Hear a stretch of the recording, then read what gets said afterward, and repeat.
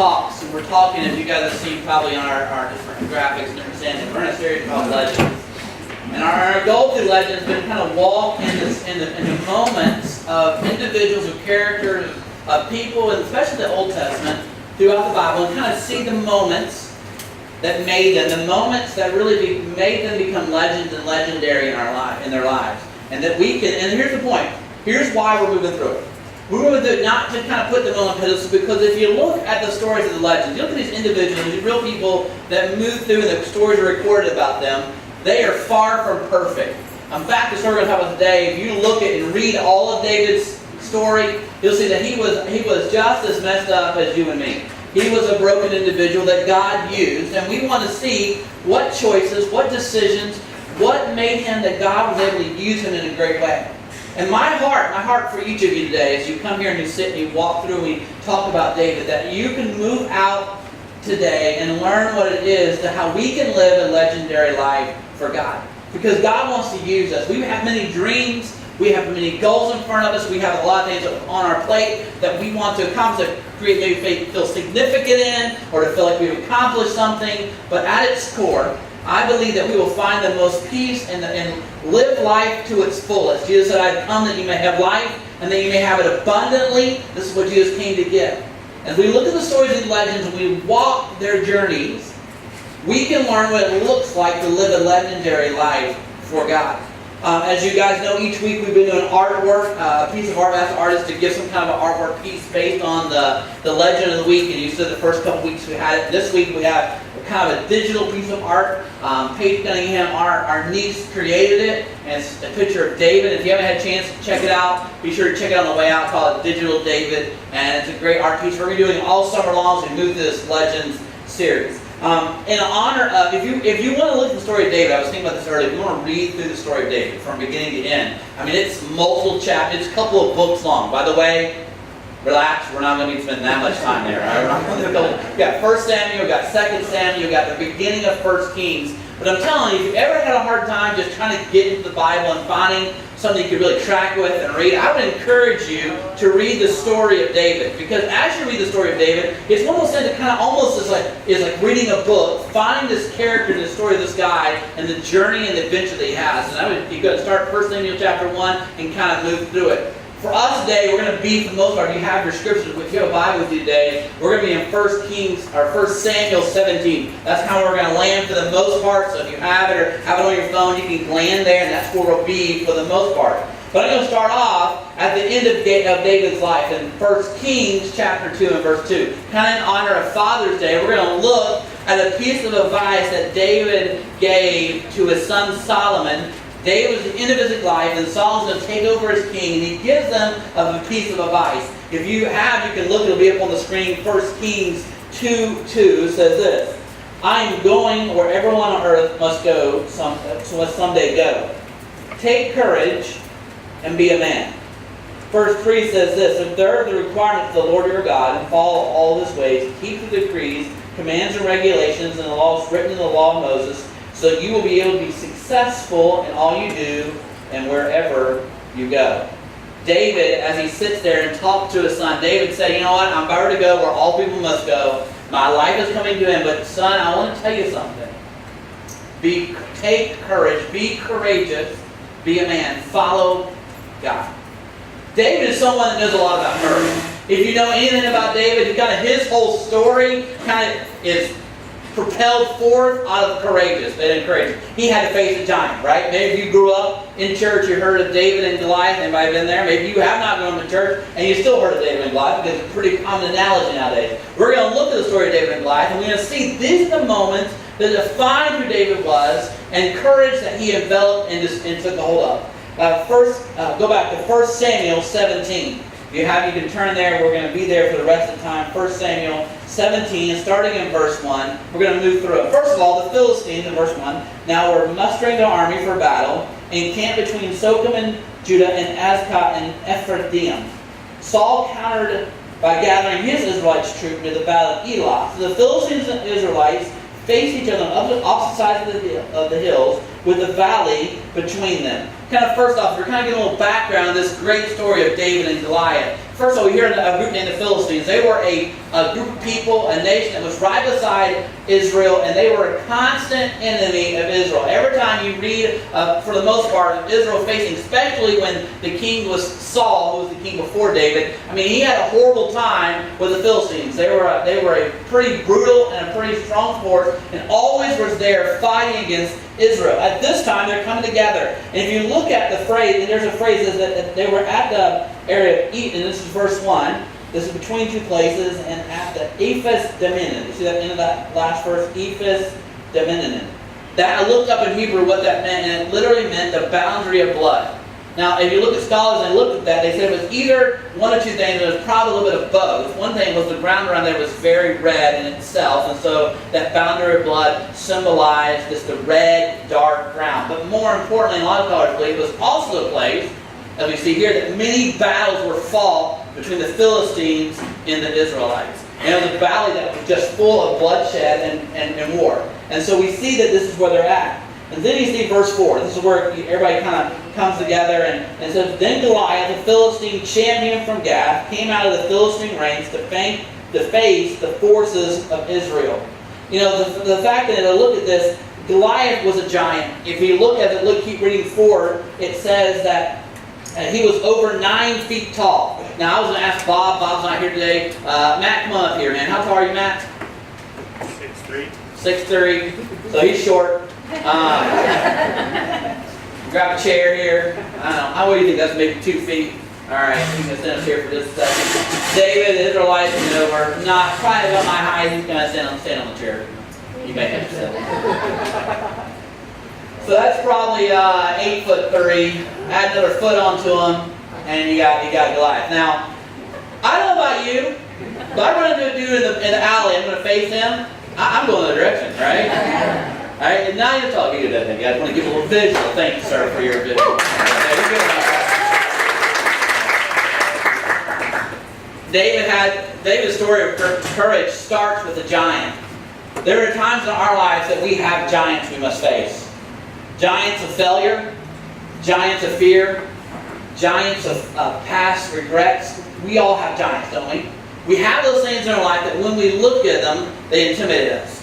Maybe it's a hurt. Maybe somebody betrayed you. And here's the fact about giants. Most time we'll find giants in the place where we find the most hurt in our life. At the boundary of blood, that place where a lot of battles are taking place. Maybe it's between you and a friend. Maybe it's between your parents. Maybe it's a situation. Maybe it's something happening at work. Or maybe it's something internal. Maybe it's an addiction. Maybe whatever it is. But we have giants in our life that just seem to stand over us and intimidate us.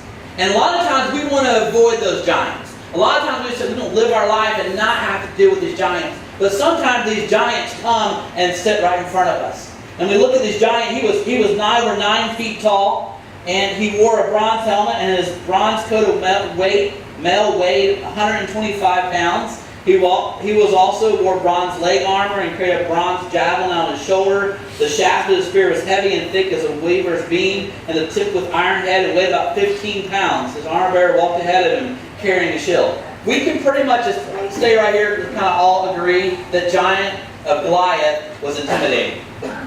Right? Are you intimidated by something in life? Has it been? Is there something in your life? Is it a addiction? Is it a failure? Is it a situation in your life that you look at, and every time you know it's there, right? It's always in the back of your mind. You move through life and you try to make everything's okay, but in there is the back of yours this giant. Maybe it's from the past. Maybe it's something you're dealing with in the present. And every time we stop and we actually look at this giant, we become intimidated because of the sheer intimidation of what this giant is and what it looks like and what it represents in our life. Look, you keep going you go on to verse 8. Jumping ahead as it says, in verse 8 it says, Goliath stood and shouted a taunt and crossed at the Israelites. Why are you all coming out to fight? He called. I am the Philistine champion, but you are only the servant of Saul. Choose one man to come down here and fight me. If he kills me, then I'll be your slaves. But if I kill him, you will be our slaves. I defy the armies of Israel today. So send me a man who will fight me. When Saul and the Israelites heard this, they were terrified and deeply shaken. Again, nobody, if you haven't had a conversation with me, I don't know what your giant is, but we all face them. Maybe it comes out in the form of like anxiety. Maybe it comes out in the form of something that we cannot beat. It comes out in the form of a past relationship that hurt us. You know what that giant's always doing? It's taunting us. Reminding us of who we're not. Reminding us that we're a slave to it. Reminding us that you don't have no power over it. That this giant is constantly over you speaking. We said a couple weeks ago, there is always, why are we meant to gather together? Is it with a check mark to go to church? That's not why we gather. We gather to hear from God because the fact of the matter is, every one of us in here has a voice playing in our head speaking negative over us. You're worthless. You realize how bad you are? If anybody else knew what you thought who you were, how can God love you? How can God even use you? Look at what you are. Look at what you think. Ever been there? I have. You can't measure up. If people found out what your fears were, if people found out your past, those giants taunt us. It's interesting when Goliath goes out there and he begins to taunt, he says, "I'm a champion."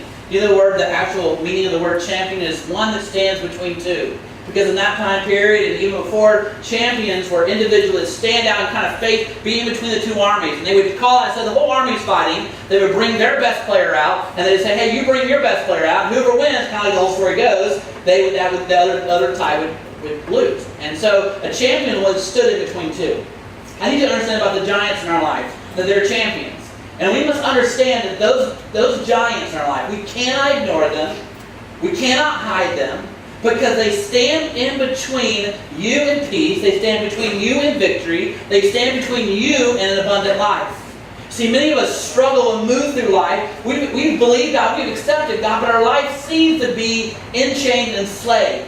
And the fact of the matter is, a lot of us have these chains and are not experiencing the life that God has for us, an abundant life. And let me just put a little caveat here. An abundant life is not a perfect life. An abundant life is not a problem-free life. But an abundant life is, regardless of my circumstances, regardless of my situation, I can find peace. I don't need something else to help me. I don't need another substance to get me through. I don't need a friend to make sure I get through because I'm at peace with God.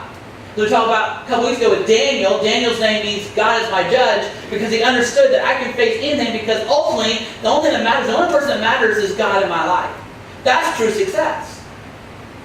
But the giants in our lives, whatever they are, earlier I keep mumbling because I want you to connect with your giant, but I'm sure as you're sitting here right now, there's giants in your head. Yeah, that's who I am. I know how I feel about this or that person, that situation. And if we don't face our giants, they will always stand in between me and peace. They will always stand in between me and abundant life. They will always stand in between me and victory. Those champions, those giants that stand in between us. Then we kind of move forward and we see an unlikely hero. We see currently in verse 14 as we're moving forward now.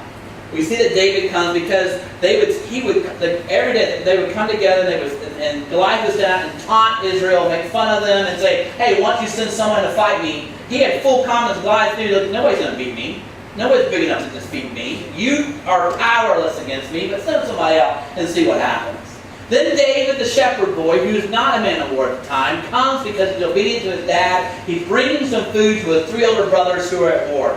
And we jump to verse 14 and it says this. We're going to read these verses. David was the youngest son. David's 3 oldest brothers stayed with Saul's army. But David went back and forth so he could help his father with the sheep in Bethlehem. For 40 days, every morning and every evening, the Philistine champion strutted in front of the Israelite army. We keep reading forward. One day Jesse said to David, "Take this basket of roasted grains and the 10 loaves of bread and carry them quickly to your brothers and give the 10 cuts of cheese to their captain. See how your brothers are getting along and bring back a report on how they are doing." David's brothers were all with Saul and the Israelite army at the valley of Elah fighting against the Philistines. Verse 20. So David left the sheep with another shepherd and set out early the next morning with his gifts that Jesse had directed him. He arrived at the camp just as the Israelite army was leaving for the battlefield with shouts and battle cries. Soon the Israelites and the Philistines' forces stood facing each other, army against army. David left the things to keep for the supplies and hurried out to the ranks to greet his brothers. As he was talking with them, Goliath the Philistine, champion from Gath, came out from the Philistine ranks. Then David heard him shout his usual taunt to the army of Israel. As I read this passage, I see a couple things. First of all, for 40 days, this Goliath has stood in front of the army and has just belittled them and said, hey, come to my fight me 40 days. And we see that it was a usual thing. And I find it interesting, we read these stories, David comes and the army all getting all pumped up, they're giving each other high five, we're going to do this thing, we're going to get out there. And it's almost became a ritual. Pump themselves up in the morning, walk out to the battlefield, hear Goliath taunt, nobody does anything, and they go back home. Next day, they get back out there, we're going to do this, man, we're going to kick their butts, right? Yeah. They go out there, Goliath stands up, shouts his taunts, they stand there, they're afraid, and they turn around. 40 days and 40 nights. You know what it looks like in our lives? We need to understand that sometimes the giants have defeated us so many times that we adopt it as our usual. This is our new reality. This is just who I am. This is just what's going to have to be like. Because that giant, I can't beat it. There's no way I can defeat that giant. And so we speak a good talk. We act like we're all going to come on Sunday morning and sing praise to Jesus. But we walk home, we see that giant, and we don't do anything about it. We run back to our tents, and it becomes the way we live our life. Have you ever been there? Live in a place where you've just totally given up. There's no way I can defeat this. There's no way I can get through that. There's no way I can handle this. And so I'm just going to give up. I'm just going to make this the normal. This is how I have to live now. This is my reality. With the giant always winning in my life. The giant that always going to taunt me and say you're worthless and you cannot win. And that's just who I'm going to be. So the fact of the matter, if we don't face our giants, that becomes our reality. Isn't it true? How many times I've felt like I wanted to do this, and because of this, or because of what was spoken against me, or because of what somebody said, or because of the failures of my past, I said, well, I just can't do it. It's too dumb. It's too big. It's too hard. It hurts too much. And I decide to live my life under the taunts of the devil. The fact of the matter is, as followers of Jesus, this is what robs us of peace, of power, and the ability not, as fathers, to shape our families, as believers, to shape our world. We don't risk. We're not courageous. We're not willing to face the giant.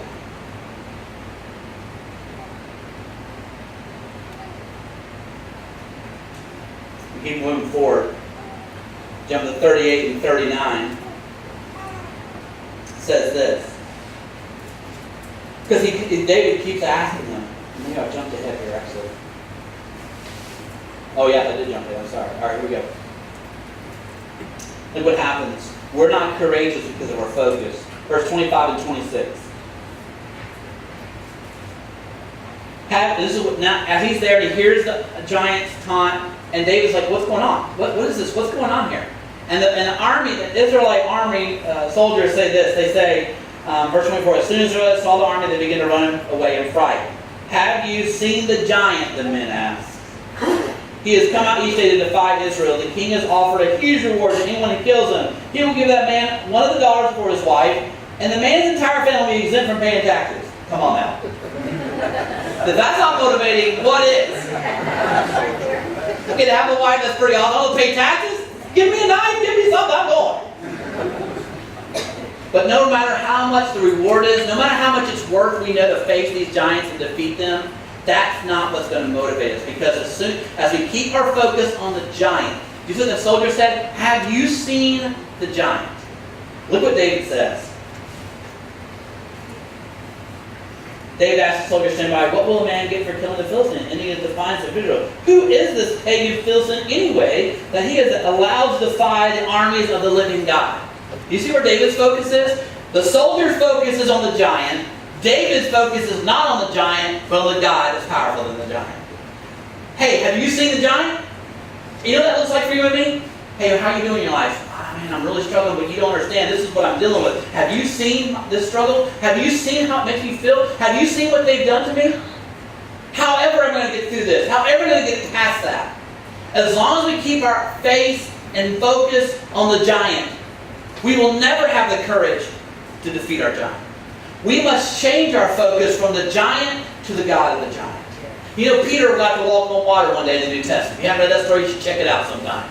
Peter was walking on water. He was doing things that no one else had done. As you maybe you still know the story, he was walking there, and all of a sudden he takes his eyes off Jesus and begins to look at the waves that are crashing around him. It's crazy. He's walking on top of these waves, but as soon as he takes his mind off and focus off of God, off of Jesus, he turns and he begins to sink. The fact of the matter in our life, the giants want to taunt, yell, and scream. They want to distract you. They want to intimidate you and say you're not worth it, that you don't have what it takes, that God doesn't love you, that you aren't worth doing things, and look how much you've messed up in the situation. Stop looking at the giant and look at the God that speaks over you, that through me you can have victory, that greater is He that is in me than he that's in the world. That's what we got to take. Because we've got to be real, we all have giants.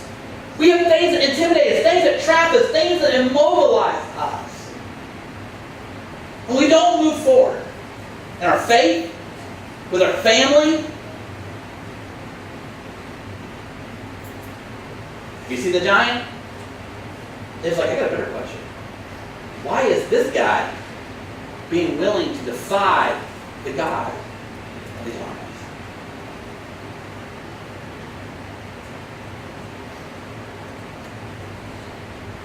Go to verse 28. But David's oldest brother, here's the thing. There comes moments in me right now. Maybe you know your giant. Like, you know what, I'm hearing this and I do need to face my giant. And maybe you're perhaps thinking, Cecil, let me kind of be real with you. The moment you decide to face your giant, the moment you decide to take a step for God and move that direction, there are going to be people around you that are going to speak against you. They're going to speak negative. They're going to try to tear you down. That's the fact of the matter. They may be jealous. They may be intimidated. You know what it really is? Honest truth, man. You know what the truth is? They are afraid of their giant, and when they see you decide you're going to face your giant, that makes them feel bad, and they're going to tear you down. Look what David's brothers done. David's brother's been 40 days and 40 nights. He does not like his little brother coming out and making a big show. Look what he says. In verse 28, it says this. But then David's oldest brother, Eli, heard David talking to the men. He was angry. What are you doing here anyway? He demanded. What about those few sheep you're supposed to be taking care of? I know your pride and deceit. You just want to see the battle. You hear it? You hear it? Now you can get distracted. Oh, look how bad he is. Why is he being so mean to his brother? You know what it is? Let's see it for what it really is. His older brother is not facing his giant.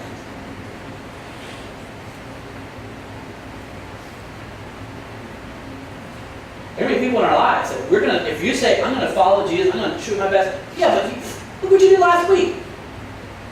Are you going to church? Yeah, I know what you did today. How can you ever get past that past? How can you treat somebody like that?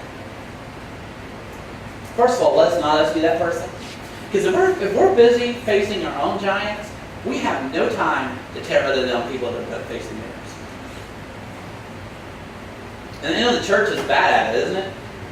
Or you've been to church all your life, the first couple times in, or never been to church, but you've heard what the church does. The church is so busy facing everybody else's giants and trying to tear them down.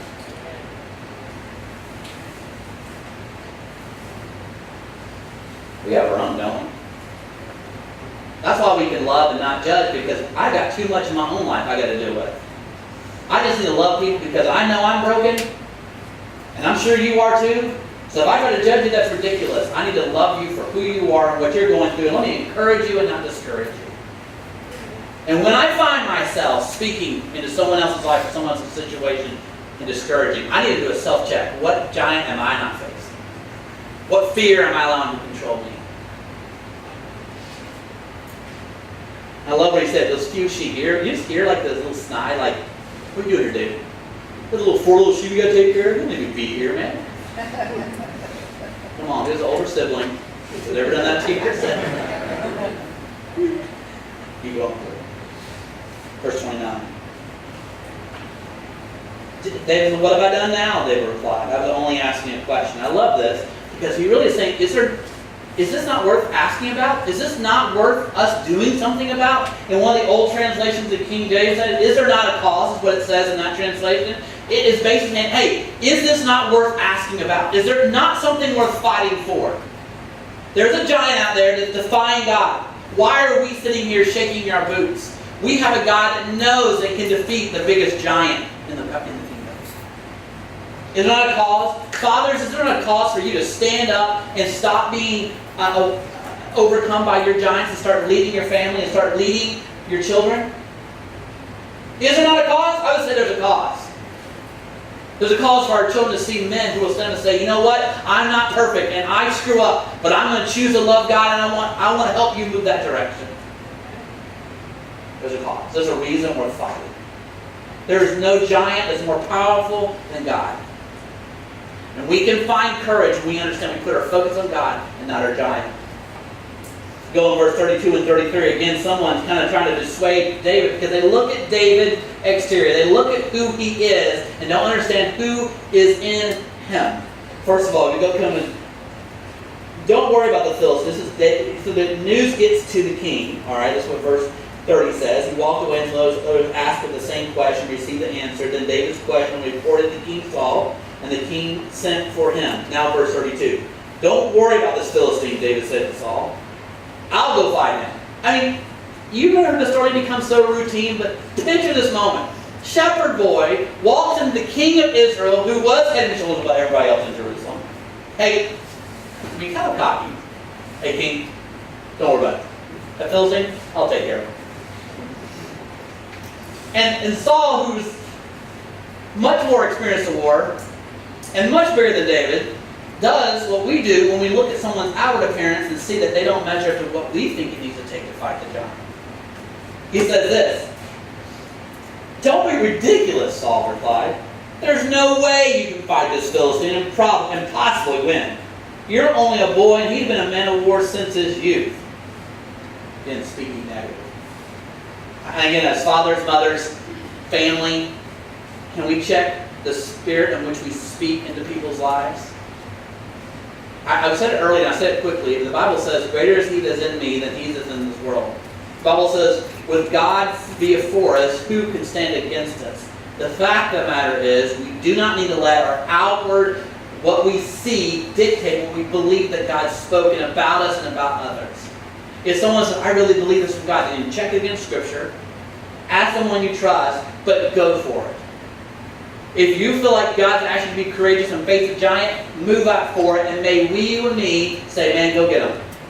How can I help? How can I encourage you? If God is for you, who can stand against you? Saul says, you know what? I don't think you can do it, man. You're a kid, and this guy has been a warrior since he was a kid. You have no chance. Finally, here's what David says. But David persisted.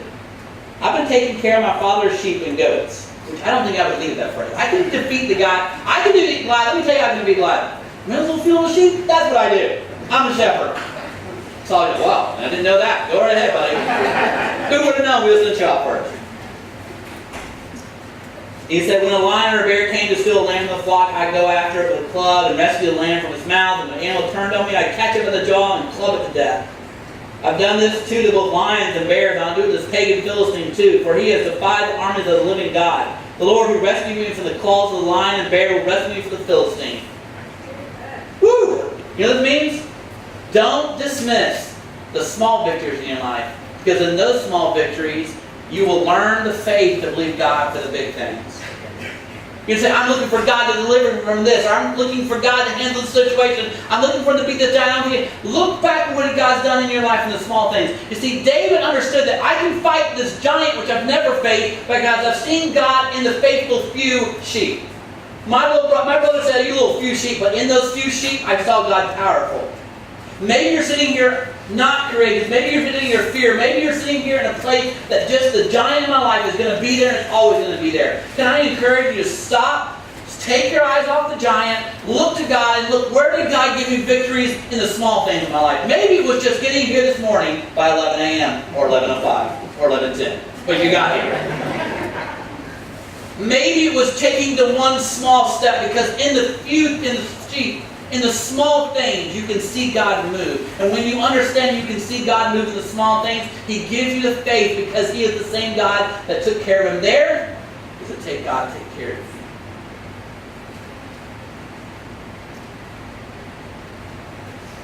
you? Move forward.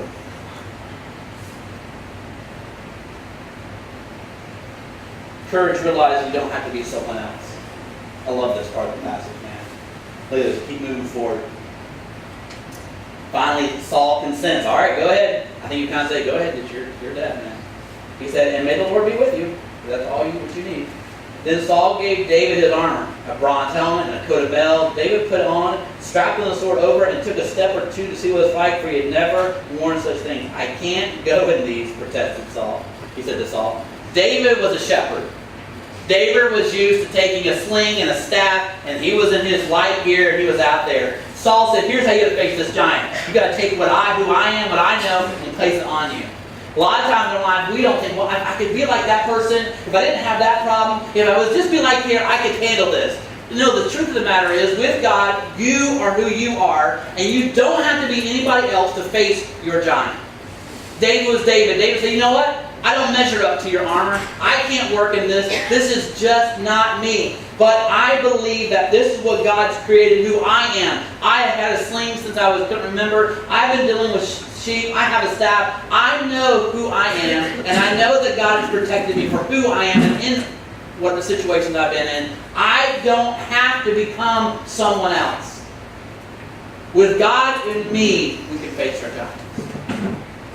How many times we don't face giants because we're afraid we won't measure up, or we don't feel like we're somebody else, or, well, if I was just like that guy, then I could face the giants. You don't be anybody beside yourself. With you and God, you're doing it. We gotta end here. We can move forward. Understand that, as he looks and you keep moving forward, it says, I can't use this, he picked up 5 smooth stones in the stream, put them in his shepherd's bag, then armed with his shepherd's staff and sling, he started across the valley to fight the Philistine. Understand this. Who you are and how your life has progressed, every experience, everything you've had to experience and move through, God can use it in your life to prepare you for the giant you must have to face. How many times did David walk out in the field with his staff and a sling? He was doing what he always did. It's who he was. And God used every day he was faithfully in the field to prepare him for the day he was going to face the giant. See, courage understands that God is preparing you to face your giants. The situations, the struggles, the experiences. The only thing it takes is taking courage to say, I'm going to go step out with who I am and with God. I'm going to face my giant.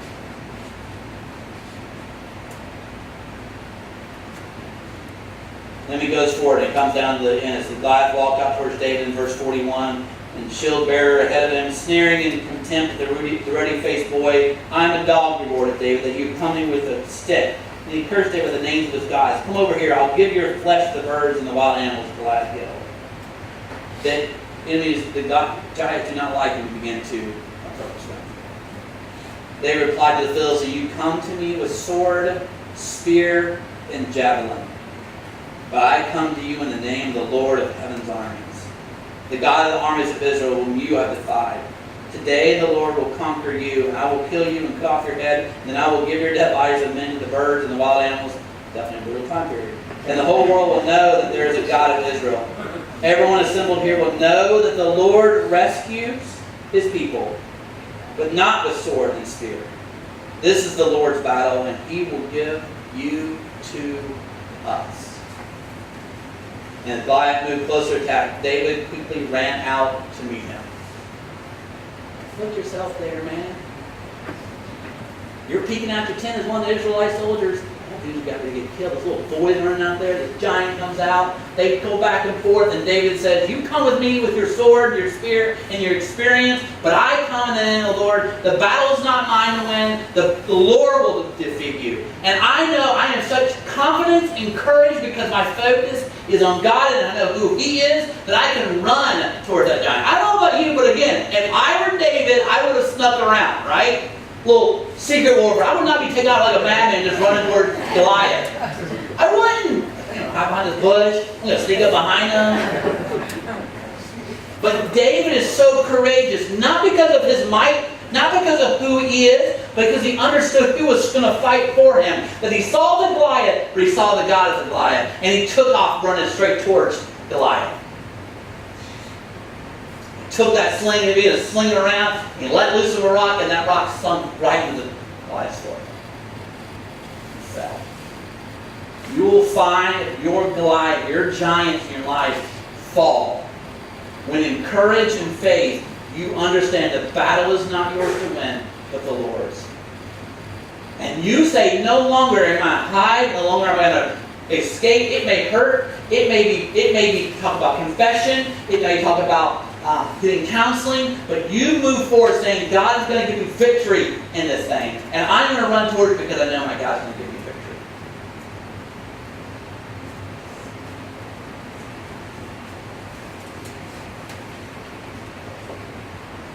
We have giants, don't we? Addiction, hurt past, whatever it is. Quit living in the reality you have to live with that giant always in your life. Understand the battle is the Lord's. Understand that you do not have to live defeated, and that He has called you to peace, and the God that protects you will also fight for you. Run towards your giant.